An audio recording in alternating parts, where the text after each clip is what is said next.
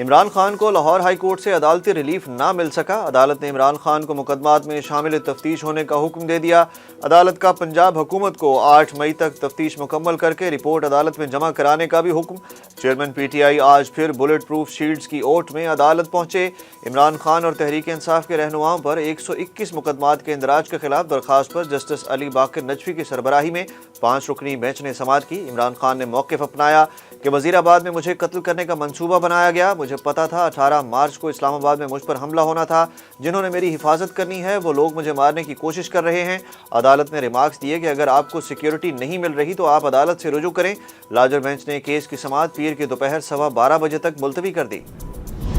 عدالتی اصلاحات بل کی سماعت کے لیے فل کورٹ بنانے کی استدعا مسترد کر دی گئی۔ سپریم کورٹ نے پارلیمانی ریکارڈ طلب کر لیا۔ سیاسی جماعتوں اور وکلا تنظیموں سے 8 مئی تک جواب بھی مانگ لیا۔ چیف جسٹس پاکستان عمر بندیال کی سربراہی میں 8 رکنی لارجر بینچ نے Supreme Court practice and procedure bill کے خلاف 3 آئینی درخواستوں کی سماعت کی۔ چیف جسٹس کا کہنا تھا کہ ریاست کے تیسرے ستون عدلیہ کو اس قانون پر تحفظات ہیں۔ سیاسی لوگ انصاف نہیں من پسند فیصلے چاہتے ہیں۔ سیاسی جماعتیں من پسند فیصلوں کے لیے پک اینڈ چوز چاہتی ہیں۔ سیاست نے عدالتی کارروائی کو گندا کر دیا۔ چیف جسٹس نے اٹارنی جنرل کو supreme Court practice and procedure act کی قانون سازی سے متعلق پارلیمنٹ کی کارروائی کے منٹس پیش کرنے کا حکم دے دیا۔ سپریم کورٹ کے ججز میں اختلافات ختم کرنے کے لیے چیف جسٹس کی جانب سے عشائیہ جسٹس قاضی فائز عیسیٰ شریک نہ ہوئے۔ ذرائع کا کہنا ہے کہ عشائیہ میں سپریم کورٹ کے 15 میں سے 14 ججز نے شرکت کی۔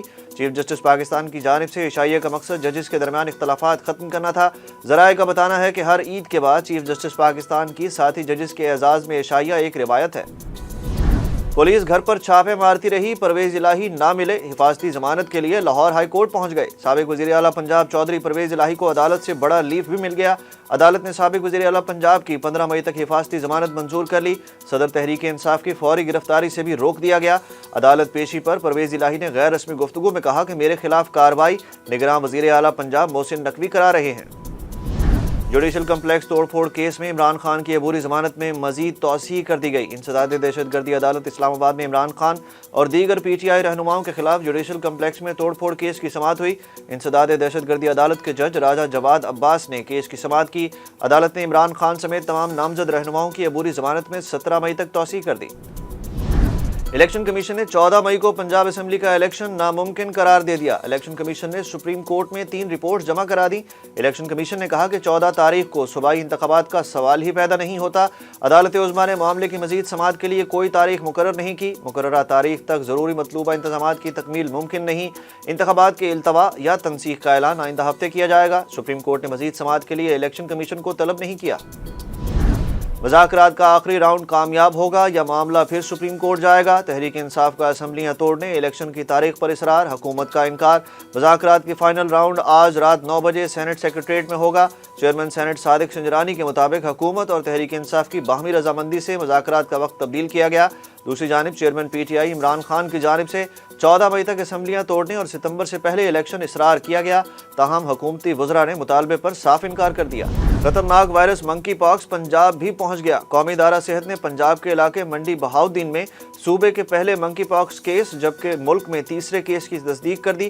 وزیر صحت پنجاب جاوید اکرم نے بتایا کہ منڈی بہاؤالدین کا رہائشی بیرون ملک سے ٹریول کر کے پاکستان آیا۔ ڈی ایچ کیو اسپتال منڈی بہاؤالدین سے سیمپل NIH اسلام آباد بھیجا گیا۔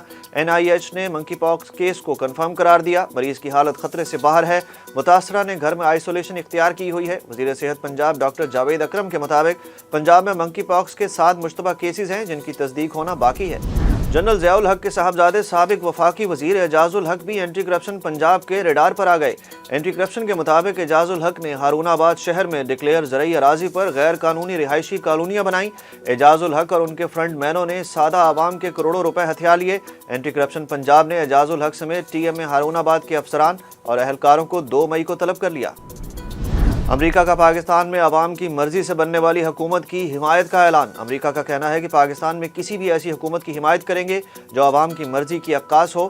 ہم یقینی طور پر وہاں کی داخلی یا ملکی سیاست پر کچھ نہیں کہیں گے۔ واشنگٹن میں امریکی وزارت خارجہ کے ترجمان ودن پٹیل نے پریس بریفنگ میں کہا کہ بین الاقوامی مذہبی آزادی پر امریکی کمیشن ایک آزاد امریکی کمیشن ہے۔ حکومتیں یا دیگر ادارے جن کے پاس رپورٹ سے متعلق سوالات ہیں تو براہ راست کمیشن سے رابطہ کرنا چاہیے۔ कच्चे में पुलिस ऑपरेशन का 24वां रोज अहम ठिकानों का कंट्रोल संभाल लिया। ऑपरेशन में जराइम पेशा अफराद के खुफिया ठिकाने मस्मार कर दिए गए। 28 डाकू गिरफ्तार, 3 डाकू पुलिस मुकाबले में हलाक हो गए। आईजी पंजाब डॉक्टर उस्मान अनवर का कहना है कि पुलिस ने मौसर कार्रवाई करते हुए लठानी गैंग के मजीद 3 खुफिया ठिकानों को मस्मार करके नजर आतिश कर दिया। छुट्टियों के बाद अमरीकी डॉलर की कदर में इजाफा। इंटरबैंक में डॉलर 16 पैसे महंगा होने के बाद 284 रुपए का हो गया। ओपन मार्केट में डॉलर का भाव 290 रुपए पर बरकरार, जबकि पाकिस्तान स्टॉक एक्सचेंज में आज मुस्बत रुझान। 100 इंडेक्स 344 पॉइंट्स के इजाफे के बाद 41,924 पॉइंट्स पर आ गया। और आईपीएल में साबिक भारतीय कप्तान विराट कोहली और लखनऊ सुपर जायंट्स के मेंटोर गौतम गंभीर के दरमियान शदीद तल्ख कलामी हो गई। दोनों टीमों के खिलाड़ियों और ऑफिशियल्स ने बीच बचाव कराया। वाकये की वीडियो सोशल मीडिया पर वायरल। विराट कोहली ने लखनऊ की हर विकेट गिरने पर भरपूर जश्न मनाया, जिस पर गौतम गंभीर सीख पा हो गए। मैच के दौरान अफगानिस्तान के फास्ट बॉलर नवीन उल हक और विराट कोहली के दरमियान भी 2 मरतबा तल्ख जुमलों का तबादला हुआ। विराट कोहली और गौतम गंभीर पर मैच फीस का 100% जुर्माना आयद कर दिया गया, जबकि नवीन उल हक भी विराट कोहली से तल्ख कलामी पर 50% मैच फीस से महरूम हो गए।